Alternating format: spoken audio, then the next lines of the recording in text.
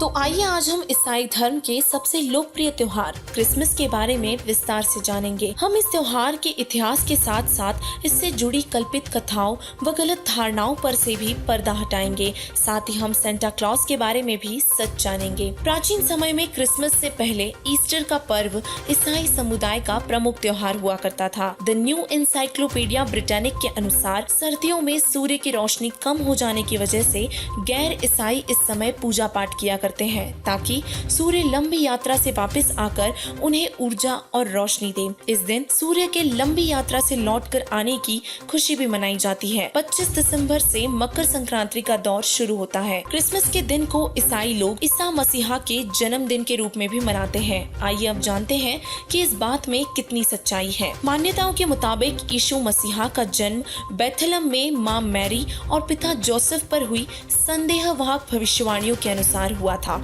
हालांकि यीशु के जन्म की तारीख को लेकर कई मतभेद हैं, लेकिन बाद में एक चौथी शताब्दी में एक चर्चा द्वारा 25 दिसंबर के रूप में इसे तय किया गया था। परमेश्वर ने गैब्रियल नामक एक फरिश्ते को मैरी के पास भेजा जो कि नासरत में रहती थी। उस समय उसकी सगाई जोसेफ से हो गई थी। फरिश्ते ने मैरी को बताया कि भगवान उससे बहुत प्रसन्न है और वह पवित्र आत्मा से गर्भवती हो जाएगी और भगवान के पुत्र को जन्म देगी जिसे यीशु कहा जाएगा। ईसाई धर्म के लोग जीसस को भगवान मानते हैं, जबकि पवित्र बाइबल प्रमाणित करती है कि जीसस भगवान नहीं बल्कि भगवान के संदेशवाहक थे। पवित्र बाइबल स्पष्ट रूप से कहती है कि यीशु परमेश्वर के पुत्र थे। पवित्र बाइबल के हेब्रू 1:5, मैथ्यू 17:5, मार्क 1:11 और लूक 20:13 में स्पष्ट रूप से इंगित करते हैं कि यीशु ईश्वर के पुत्र थे। तो आइए जानते हैं कि सेंटा क्लॉज कौन है और क्यों प्रतिवर्ष असली भगवान को भूलकर विश्व भर में इनका जन्मदिन मनाया जाता है। सेंट निकोलस 4वीं शताब्दी के ईसाई संत थे। सेंट निकोलस प्राचीन ग्रीक शहर मायरा में प्रारंभिक ईसाई बिशप थे। रोमन साम्राज्य के समय के दौरान उन्हें कई संतों द्वारा संत के रूप में भी सम्मानित किया गया था। कई चमत्कारों के कारण उन्हें निकोलस द वंडर वर्कर के रूप में भी जाना जाने लगा था। सेंट निकोलस नाविकों, व्यापारियों, तीरंदाजों, पश्चाताप करने वाले चोरों, बच्चों, ब्रिवर, पनडुब्बियों और विभिन्न शहरों और देशों के छात्रों के संरक्षक थे। सेंट निकोलस को जीसस की मौत के 280 साल बाद मायरा में जन्मे थे। उन्होंने अपनी जिंदगी जीसस को समर्पित कर दी थी। पहले वह पादरी बने और फिर बिशप।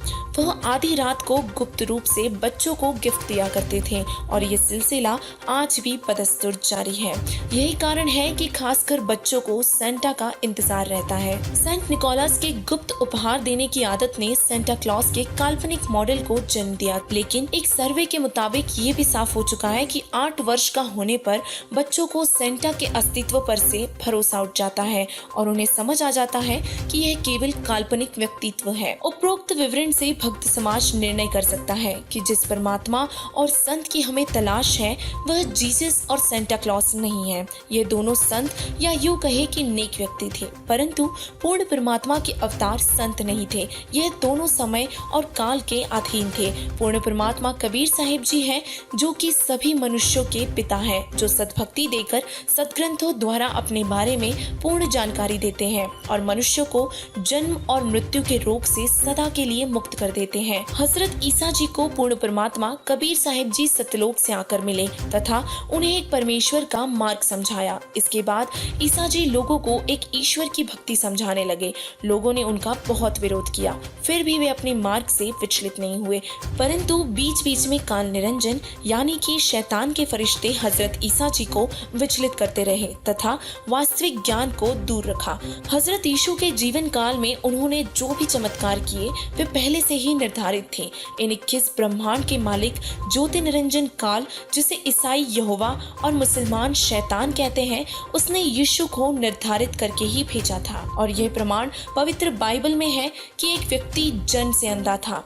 वह हजरत यीशु मसीहा के पास आया और हजरत जी के आशीर्वाद से उस व्यक्ति की आंखें ठीक हो गई। शिष्यों ने पूछा, हे मसीहा जी, इस व्यक्ति ने या इसके माता पिता ने कौन से ऐसे पाप किए थे जिस कारण से यह अंधा हुआ तथा माता पिता को अंधा पुत्र प्राप्त हुआ। यीशु जी ने कहा कि इसका कोई पाप नहीं है जिसके कारण ये अंधा हुआ, तथा न ही इसके माता पिता का कोई पाप है जिस कारण उन्हें अंधा पुत्र प्राप्त हुआ। ये तो इसलिए हुआ है कि प्रभु की महिमा प्रकट करनी है।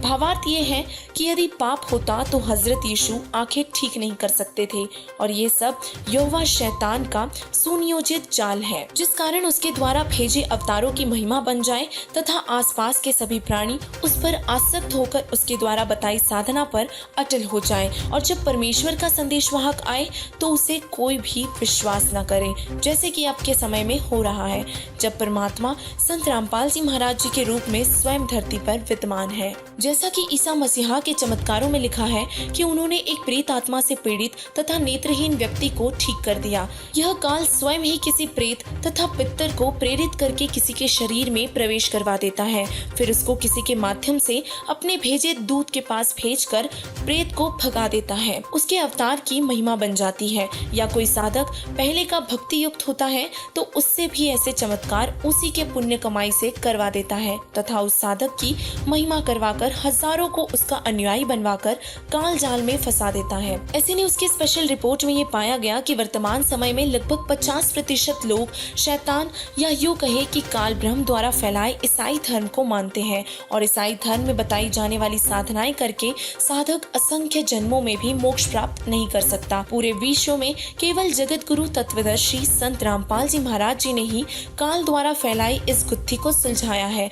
पूर्ण परमात्मा की प्रमाणित भक्ति केवल संत रामपाल जी महाराज जी के पास ही है। ऐसे में इस वीडियो को देखने वाले हमारे सभी ईसाई भाई व बहनों को चाहिए कि संत रामपाल जी महाराज जी से नाम दीक्षा लेकर सर्व रचयिता कबीर परमेश्वर की सतभक्ति आरंभ करके अपना कल्याण करवाएं।